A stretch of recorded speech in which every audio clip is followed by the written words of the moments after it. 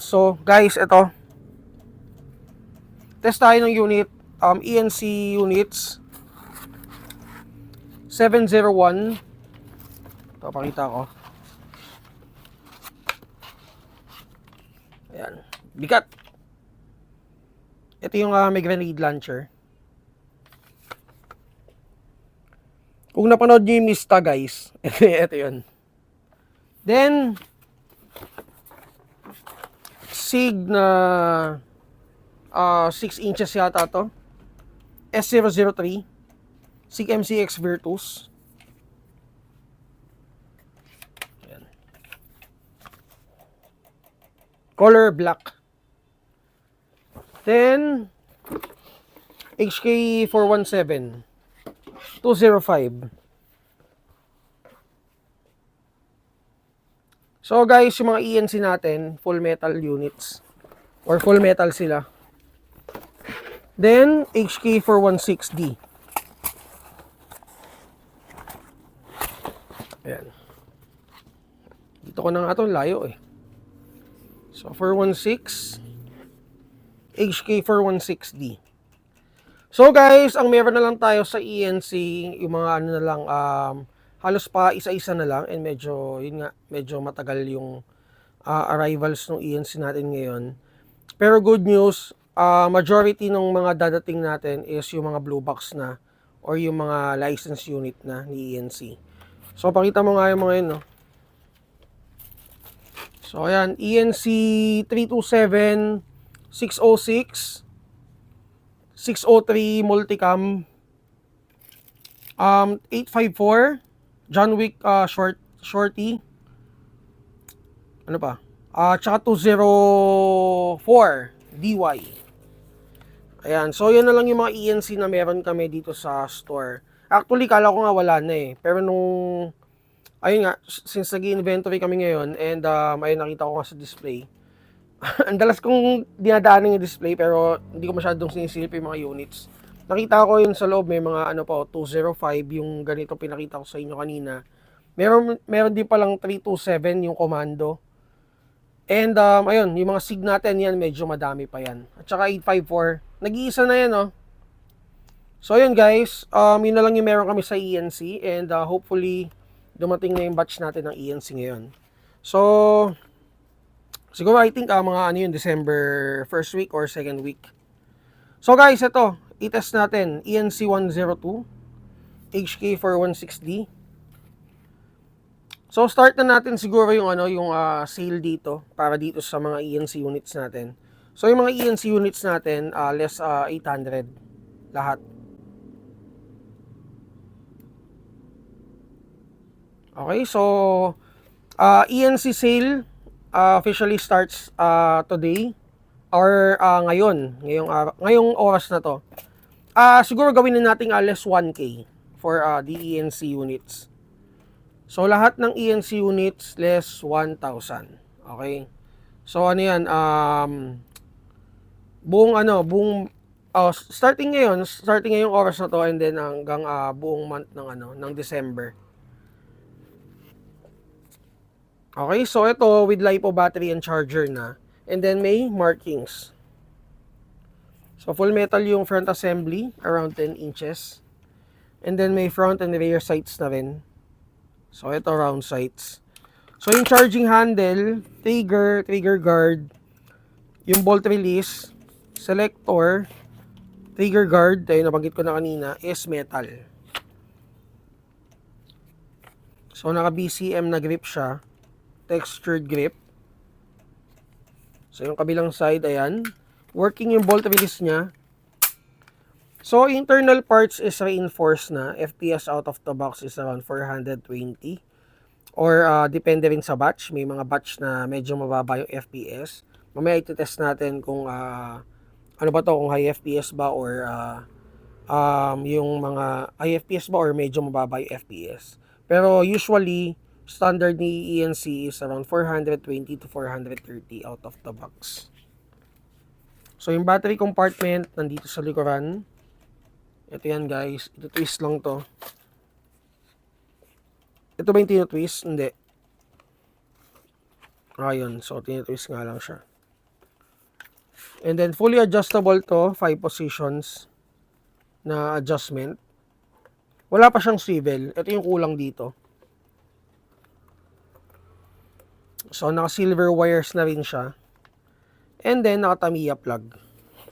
So i-test natin. Battery and charger kasama na for the ENC units.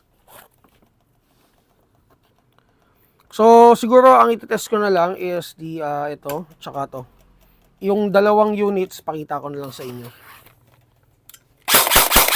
Ito na lang gamitin ko, guys. Tinatamad na ako mag-align nung ano eh. So M4 magazine is compatible for ENC 416D. Okay, test natin. Teka, medyo excited. Ayan, check nyo na lang yung chrono.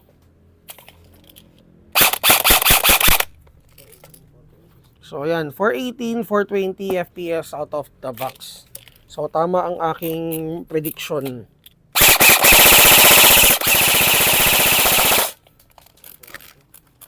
So sa full auto, nasa 430 siya out of the box. So for durability, durable naman si ENC and very reliable sa field. So hindi kayo papahiya nito, guys. Hindi kami papahiya nito. So ito yung madalas naming nire-recommend sa mga clients namin, lalo na yung sa mga newbies. Kasi bukod dun sa full metal siya, realistic, reliable. So kung stay mo lang to ng stock, hindi to agad-agad masisira. And isa pang okay dito is yung parts, aftermarket parts, hindi siya maarte. Drop-in, mostly ng mga parts sa market is drop-in kay ENC. Kung mag-high FPS kayo, 500, 550, 600 FPS, madali kayo makakapag-upgrade. So, yun, recommended namin to for newbies. And yung mga mag-HPA, yan, recommended namin ENC, guys. So, saan to? Ito. So, punta tayo dito sa iba pang units ni ENC.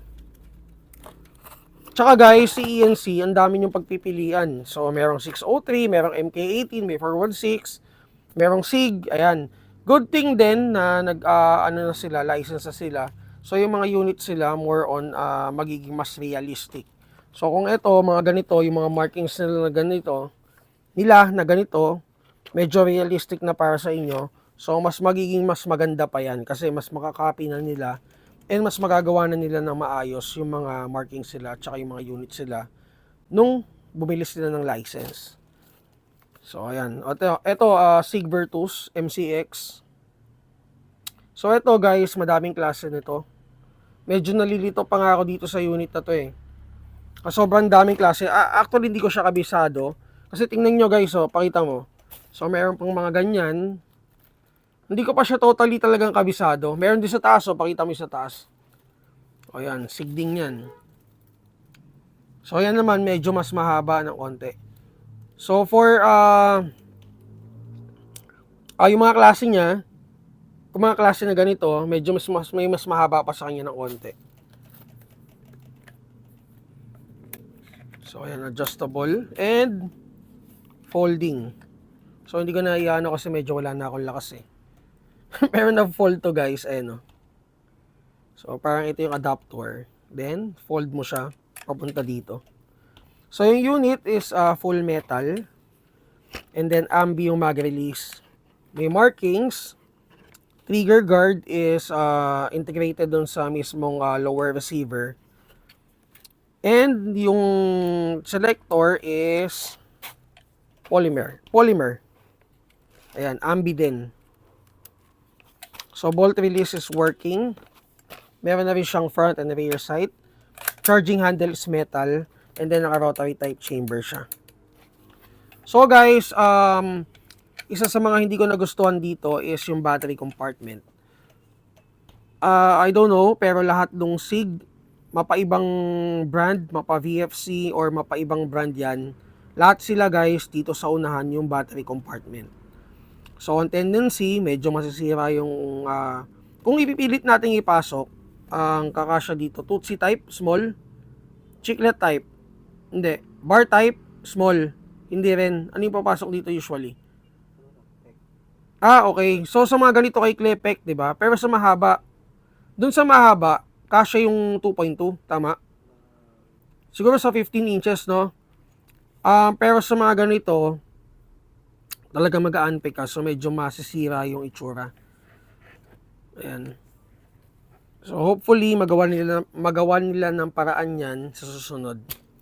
Sana ilagay na nila dito yung yung battery compartment. Kasi tingnan niyo to guys, oh. Ito nga nagawa ni G&G ng paraan eh. So ito, 'di ba? Ito ARP 3.0. So manipis din yung stock niya. Pero yung battery compartment niya nandito, 'di ba? So ang kasya dito small Tootsie type LiPo, 'di ba? So ang galing. So hopefully itong mga SIG natin, ganda na itsura eh. Magawa ng paraan and tawag dito, lipat doon sa likuran yung battery compartment. Kasi sayang yung itsura eh. Ganda oh. Diba? Lalo na yung mga GBB nito. GBB. So SIG to guys. Ayan. So maganda yung itsura niya. Sayang yung itsura kasi pumapangit dahil dun sa battery storage na ilalagay mo. Kasi nga wala siyang pagkakasyahan. Mas pangit siguro to kung iti-tape mo, 'di ba? Yung battery. Okay? So again guys, code niya is 003. Check niyo na lang to sa Google Drive natin. And then lahat to may kasamang battery, battery and charger. And then ito 205 ENC 205. And full metal din. So markings is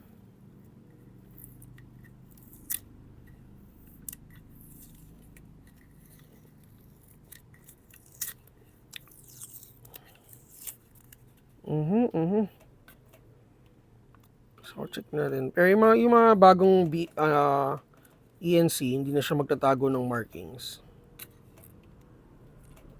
Ayan. Ayan. So ayan guys. Ayan yung markings niya. So hindi na siya magtatago ng markings sa susunod. Dahil license siya. Hindi ko alam kung dun lang sa mga Colt or kasama tong mga HK. Okay, so check nyo na lang to guys sa Google Drive natin. Ito yung magazine nyo. So may dummy bullets na. And mid cap siya. So aftermarket magazine, meron tayong stock nito. So punta tayo dito sa sa may grenade launcher. Ang code niya is 701. Dati sobrang dami nito. Tatlong model lang meron kami, 701, 702 at saka 703. Yung pinakamahaba is 703. So ito naka-short na launcher. So ang mechanism nito para dun sa mga hindi pa nakakaalam or sa mga bago sa mata nyo, lalagay nyo dito yung shell dito. So may bala na yon. Hindi lilipad yung shell So ayan, gaganyan mo and then ito yung trigger niya. So puputok lang siya pasabog. So mga around mga 120 rounds yon per shell. And then pag i-out mo na yung shell, kukunin mo, ayan, lalaglag mo ganyan. Then panibagong bala ulit ang ilalagay mo. So ganun lang siya nag-work. Yung shell natin is gas, degas. Lalagyan mo ng gas sa likod. And then may pagka inano mo yung trigger, pipindutin natin yung gas, yung pinaka-inlet niya. Okay, so full metal unit with markings. Ayan, Colt markings. Price pala nito is 15.2. So less 1K. Again less 1K na tayo for ENC units. Starting now. So meron na rin siyang carry handle. Ito, pwede nyo siyang tanggalin. Pero if ever na gusto niyo siyang i-retain, meron naman tayong adapter dito na pwedeng ilagay for scope attachment. Or kung ayaw niyo siya, tatanggalin niyo siya. Pag nag-ano naman kayo, pag nag-scope naman kayo ng magnified, tatagusan to guys. Tumatagos naman siya dito. So, hindi niyo to makikita. So, hindi na siya magko-co-witness ito. Ano na siya, tagusan na talaga. Then, naka-butterfly swivel na rin siya for sling attachment. And then, naka-easy grip polymer. Naka-ring stock version 1. And then, adjustable yung stock niya. So, may 5 positions din yan na adjustment. Sige nga, test nga natin. Ang ayoko lang, sobrang bigat. Siguro mapapagod ka nito sa field. Pero kung medyo bata ka naman, sanay ka dun sa, sana yun? Sa pagbubuhat ng mabigat, okay naman to.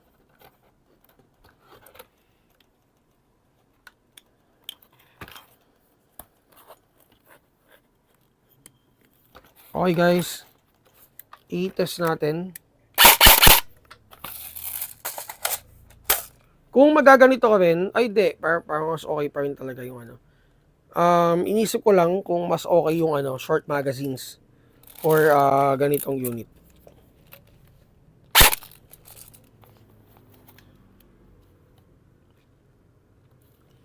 So guys, check nyo na lang kung ilang FPS siya. Ayan, ang taas oh. 440 FPS.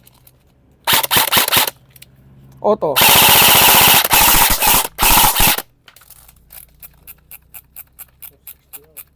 460 na. Ayan guys, oh, umaano pa. Nagagalit pa. So, ayan guys, 450 to 460 FPS out of the box. So, ang magiging price niya na lang ngayon is 14,200. Okay, so again, all ENC units less 1K starting ngayon. So again, ENC 701. Check nyo na lang to guys sa Google Drive natin.